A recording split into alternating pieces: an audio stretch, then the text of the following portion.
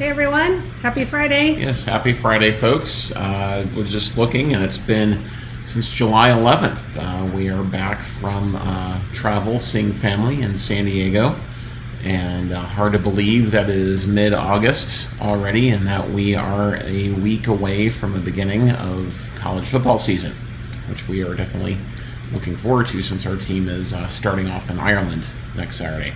We are, Iowa State. And we got a lot of reminders of that when we were out in California. I feel like we ran into more K-State fans this trip than maybe any other trip. So, yeah, for sure. And there a lot happened while we were gone, especially over the last outie. A lot happened, especially over the last week or two in the streaming space. So a lot to cover. Some of the news that we'll be going over this week might be from last week, but still important stuff that we wanted to cover because there is going to be a lot of confusion, unfortunately, I think, given the start of football season. Before we get into the big news, just want to go over some deals. You've likely seen some of these. YouTube TV is $50 a month for the first 3 months. That deal ends at the end of this month. For your first 3 months, so a savings of $99 and currently a 10-day free trial. Fubo is offering $30 off your first month on all plans, making them $55 to $85 for the first month. And DirecTV is offering a variety of deals on their signature plans, starting at $35 off the first month for entertainment and choice to $40 off for the first month of Ultimate and Premiere. So definitely some deals out there for the beginning of the football season. So that will be important as we discuss what's going to happen with ESPN. Yep. And there's a lot. So let's go ahead and get started on that.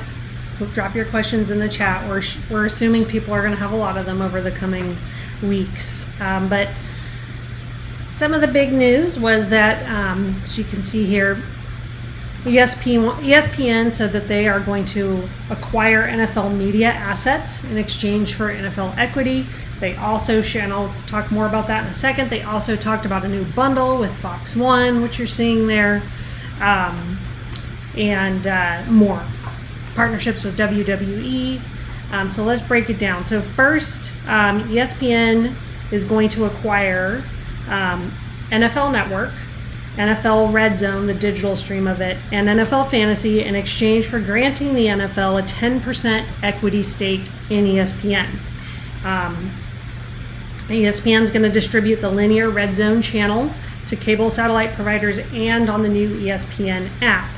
The NFL is going to retain ownership over the NFL Films, NFL Plus, NFL.com, NFL Podcast Network, NFL Fast Channel.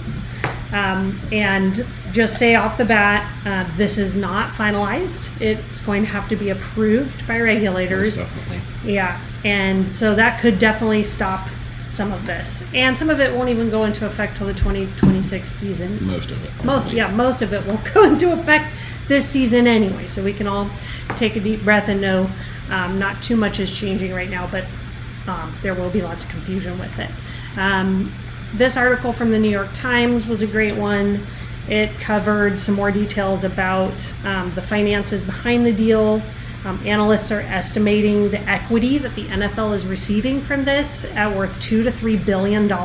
So this is obviously a very high stakes, non-cash transaction, and it would decrease Disney's ownership of ESPN to approximately 72%. Hearst also has about a 20% share in that. What are some of the implications for how this news is going to affect fans? Well, it's going to put ESPN in a stronger position in future media rights negotiations, and it might change how we, NFL fans, access NFL content, particularly Red Zone. Again, not this season and not before regulatory approval happens. But if it does come out, it would put that channel in ESPN's direct-to-consumer app. It does also raise some potential conflicts of interest since ESPN covers the NFL, obviously. Now that NFL has a stake in ESPN, I think it's a valid question to say, how is this going to influence how they cover games and how they cover news about the league?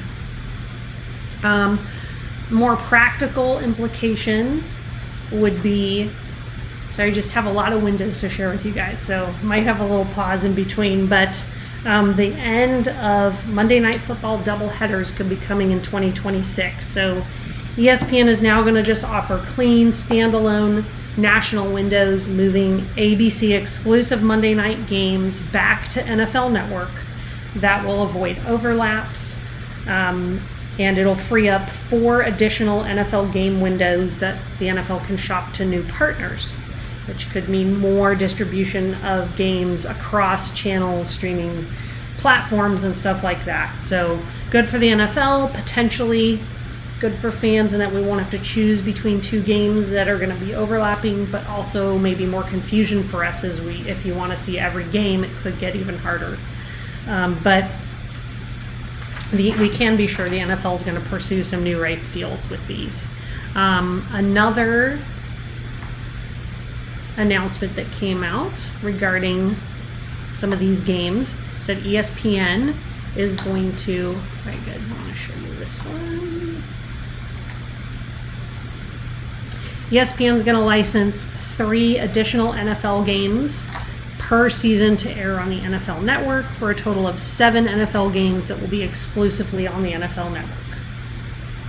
Great questions in the chat about authentication. We're going to get to that here in a second. Yeah. And that's going to be part of the confusing part. Right. And let's just, before we talk about that, let's touch on this bundle that was announced. John and I have been talking about it a lot. One of our curious questions is why they couldn't get this Fox One ESPN bundle out on August 21st. So the Fox One app is going to launch August 21st. So next week, ESPN says it's launching its app next week as well. But October 2nd is the launch date for the bundle. And that's a shame because together, if you subscribe to each of those apps individually, you're looking at about $50 a month. The bundle's coming out at $40, so it's a nice savings. And so like we would be interested in it, but it not coming out till October 2nd, that's that's several weeks where, it is definitely a missed opportunity. Just as a quick recap of what's on each app, and together, it's worth noting, they would cover about 2/3 of what Venue was going to provide. So this feels like Disney's way of trying to get around the hurdles with that and get back something out to market. But ESPN's app is going to include all of ESPN's linear networks and the SEC network, ACC network, ESPN on ABC, ESPN Plus, and some other things. Fox One has Fox's full portfolio, including FS1, FS2, Fox Sports, the Big Ten network, local Fox affiliates.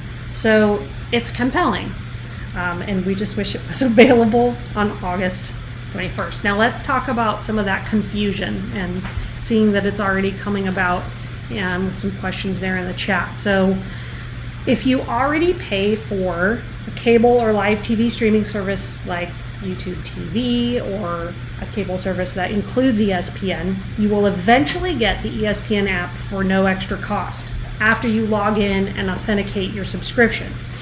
As of today, the only pay TV providers with whom Disney has up-to-date carriage agreements will allow you to authenticate and access. The ones that will include the.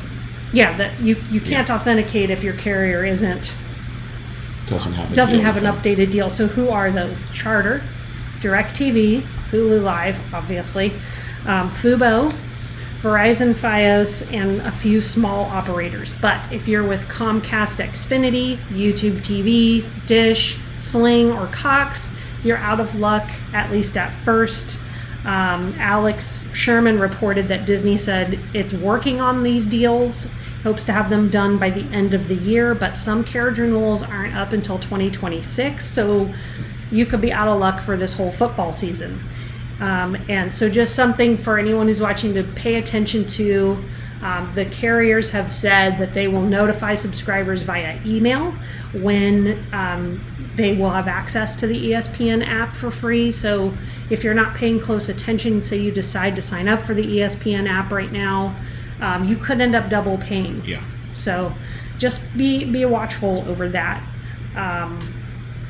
I'll just pause for a quick second in case there are any other questions. Yeah, so like YouTube TV in particular, they're the 800-pound gorilla in the live TV streaming space. They're not going to have access at the beginning. And I was reading this beginning of this week. Their deal with Disney is up in December. And so the article, I can't remember where the article was from, but it was prognosticating that there is going to be a carriage issue to watch out for around Christmas time, like we did a number of years ago. That's going to be an issue, and I personally don't foresee, and this is just speculation on my part, I don't foresee them coming to an agreement early to try and get authentication access to the YouTube TV subscribers. So it very well could be till nearly the end of the NFL season and the end of college football season until YouTube TV subscribers get that authentication access to the Disney. Yeah, and the cynic in me wonders if this isn't in part to drive more people to sign up for Hulu Live. If you're a streamer, I think to not have this available through YouTube TV is an oversight unless it was done intentionally. Yeah. So a little bit more on the Disney news to cover is with WWE. So along with all the action with the NFL, ESPN has also locked down exclusive rights to WWE's premium live events beginning in 2026. From that point, there'll be 5 years where ESPN will air WrestleMania, Royal Rumble, SummerSlam, Survivor Series, and other big WWE events. Disney reportedly paid $325 million a year for these rights. So, bottom line, WWE events will not be on ESPN Plus, and they won't be on Peacock. They'll be on the ESPN app next year. But there also won't be additional pay-per-view fees for it. Yeah. And so, there's going to be a lot of confusion here. If you're someone like we would probably consider YouTube TV, especially given the deal that they're offering right now, but them not having access from out of the gate. DirecTV or Fubo might be an option since they have better deals out there. Hulu Live does not really have a deal. It's just three-day free trial. So you might need to do that for like a month and then hope that YouTube TV is able to secure authentication access.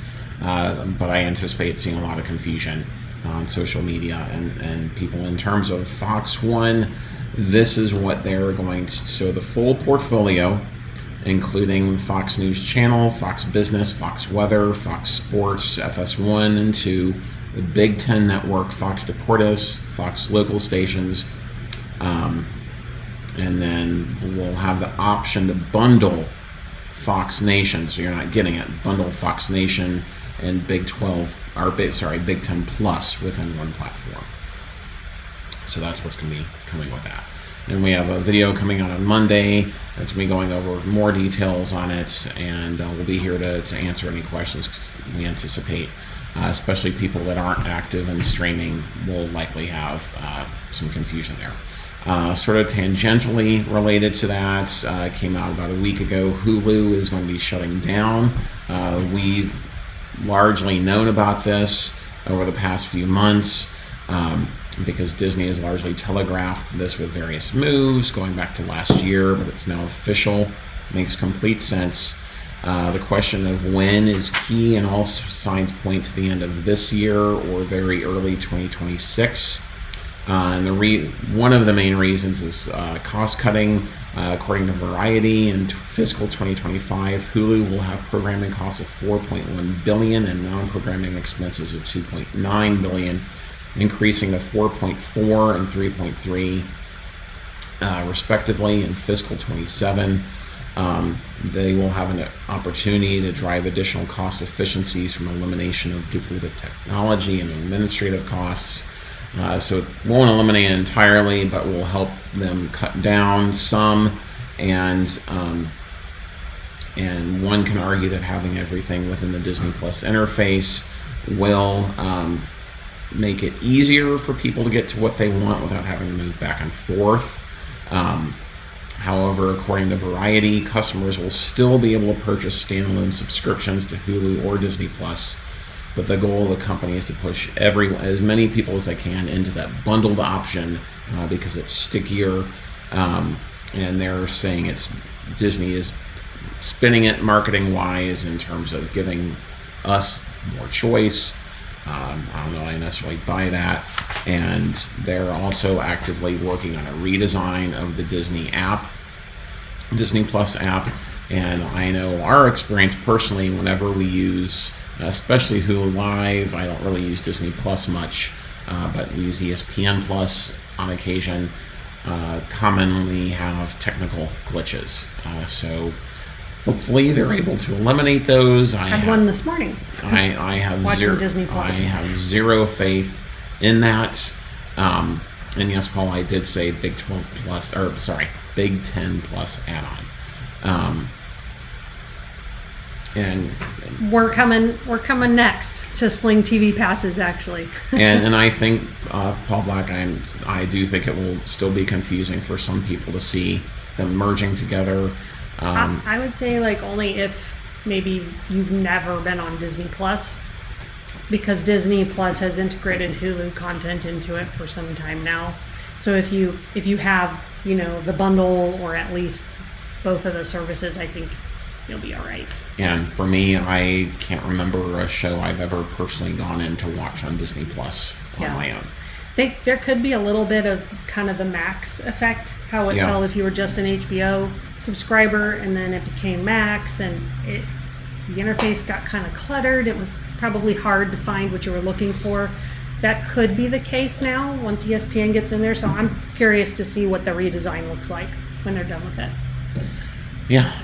Especially once they get ESPN. Right, exactly. Yeah. So we'll be keeping our eyes open for that. Karen on General Hospital. Yeah, that's interesting. I don't know. Have you read anything about that? What they'll do? No, I've not.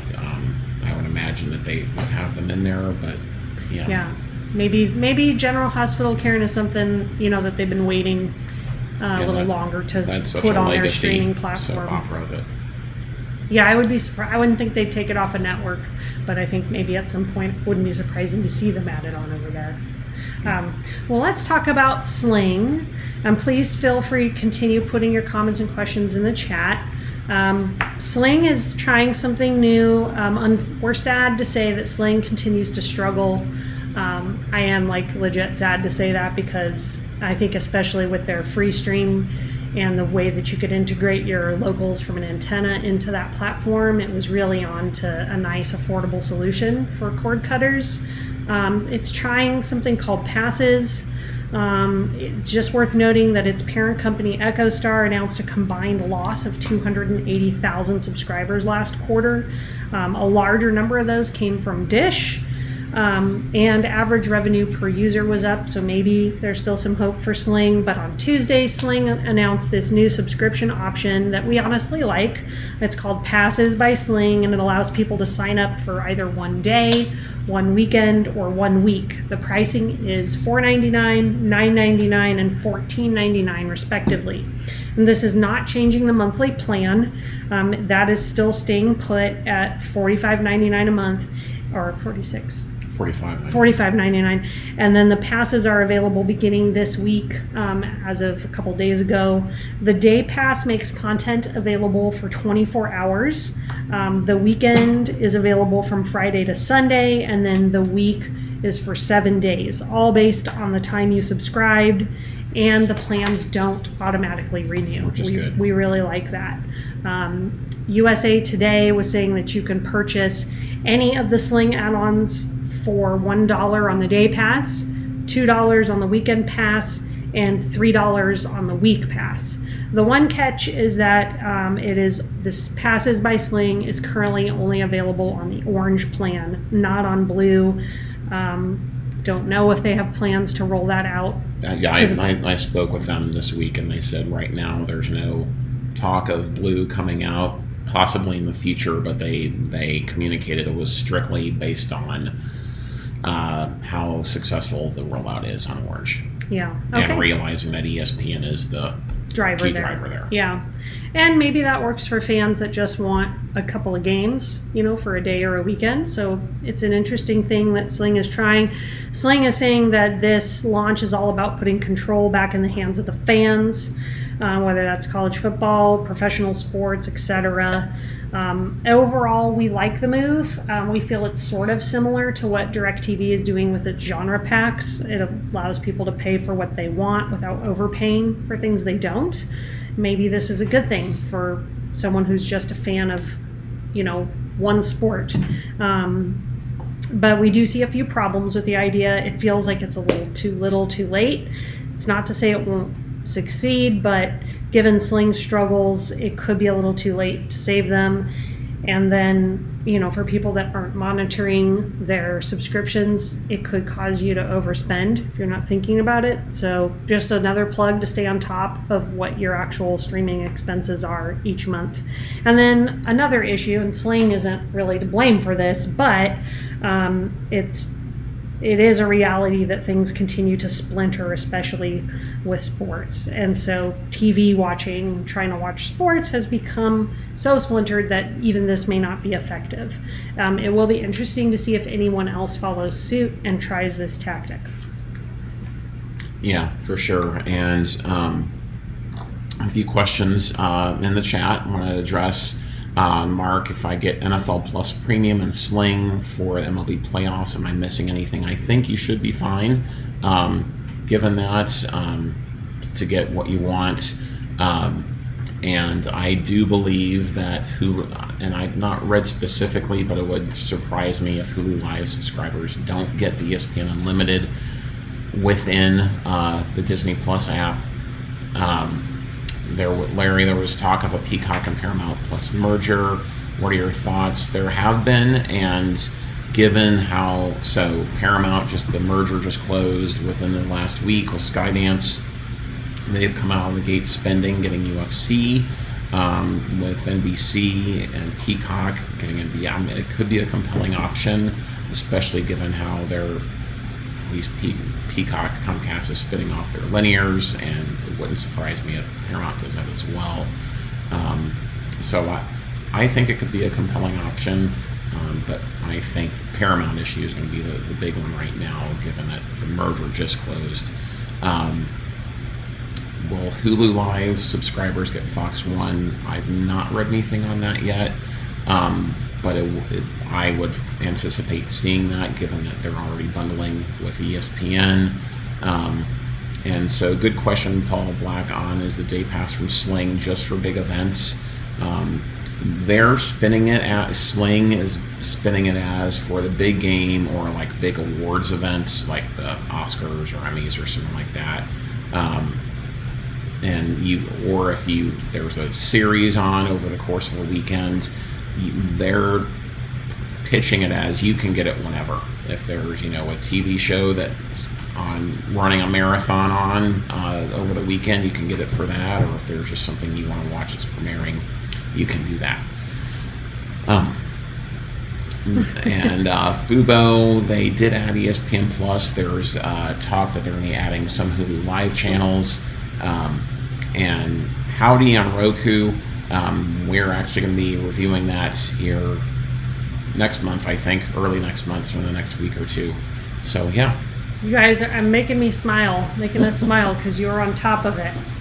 So, next, there has been a lot that has happened. So, next, will HBO Max lose the Bleacher Report Sports add-on?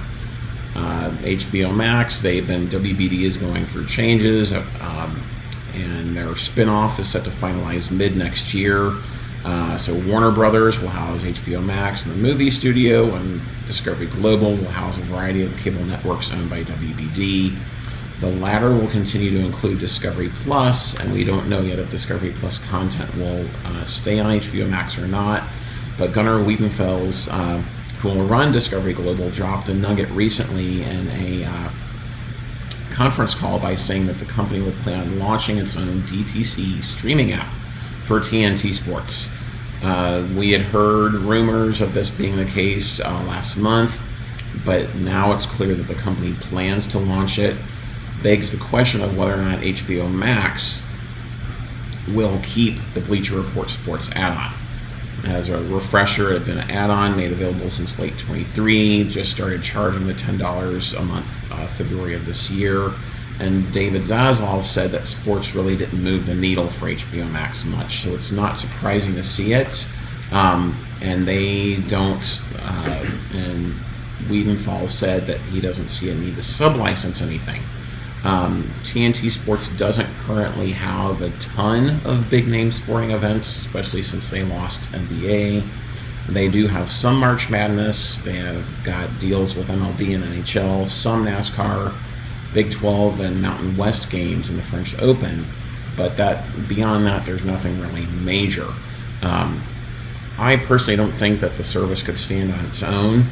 But it's intriguing that they are going to allow for bundling options, and which is an aside, given the ESPN Fox One bundle, this would allow you to recreate the defunct Venue bundle ads. It's a missed opportunity not to have TNT and TBS. Within the Fubo Sports package, the company may be required to sell access to some RSNs for a separate fee. The executive concerned. So we don't have any specifics on that yet, other than within a few weeks is what they're saying.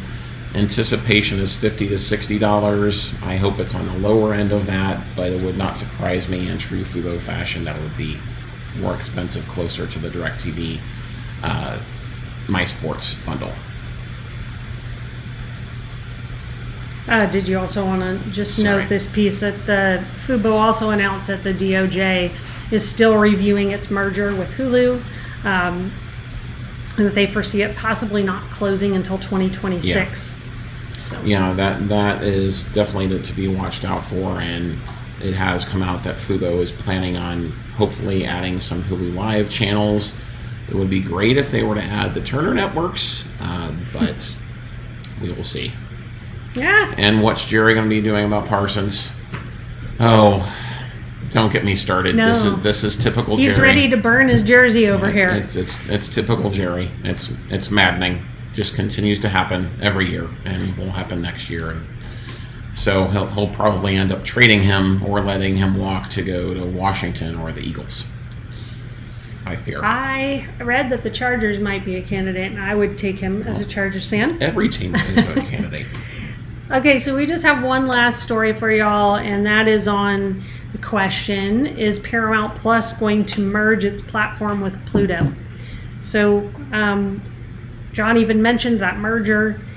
It's done. It's clear that Skydance does not intend to sit idly by with the Paramount brand. In a message from Larry Ellison that they posted online here, he said that the new company was going to focus on 3 key areas: investing in growing the business to create superior storytelling, scaling its direct-to-consumer business globally, and driving efficiency enterprise-wide, which to me sounds like, cutting jobs. But they say, marketing speak, they're going to try to create long-term value, blah, blah, blah. What are we seeing play out already as a result of this? Well, they purchased rights to UFC for $7.7 billion for 7 years. That'll begin next year with all events airing on Paramount Plus Premium, select events simulcasting on CBS. Paramount will also be eliminating pay-per-view for premier matches, and everything will stream directly on Paramount Plus Premium. And then the other question at hand is, will they merge Paramount Plus with Pluto? What stuck out more to us was a recent statement that David Ellison indicated there would be a soft merger of these 2 platforms with eyes towards a potential complete merger within the next year. And there are some pros and cons to this. Obviously, this would allow the company to reduce the expenses of maintaining the two apps. It could keep Paramount Plus users on the platform longer, which would help drive revenue for Paramount. But on the negative side, this could potentially lead to some Pluto content being moved to the paid side of the platform. This would not be without precedence, as it's being reported that Pluto recently began requiring accounts for certain channels. They've done that in the past and then rolled it back. So would Paramount move some content from Pluto onto Paramount Plus? There's nothing saying they wouldn't, and it could be a potential sign for others in the FAST space, such as like maybe Fox moving some Tubi content onto Fox One, or Roku moving content from its FAST platform to Frndly TV. Regardless, it is clear that Skydance is taking a top-down approach as it figures out what it has with Paramount.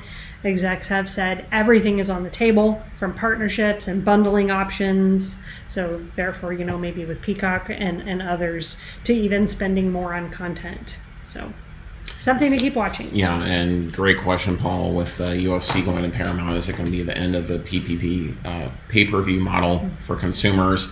Everything I've read, people believe that, this is the final nail in the coffin for pay-per-view.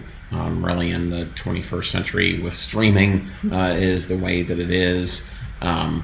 It makes no sense for a pay-per-view model. We're already having to, in essence, having to do that because, especially with different sports leagues moving to different streaming services, you're having to pay for that too. And then adding another fee on top of that to get exclusive stuff doesn't make any sense.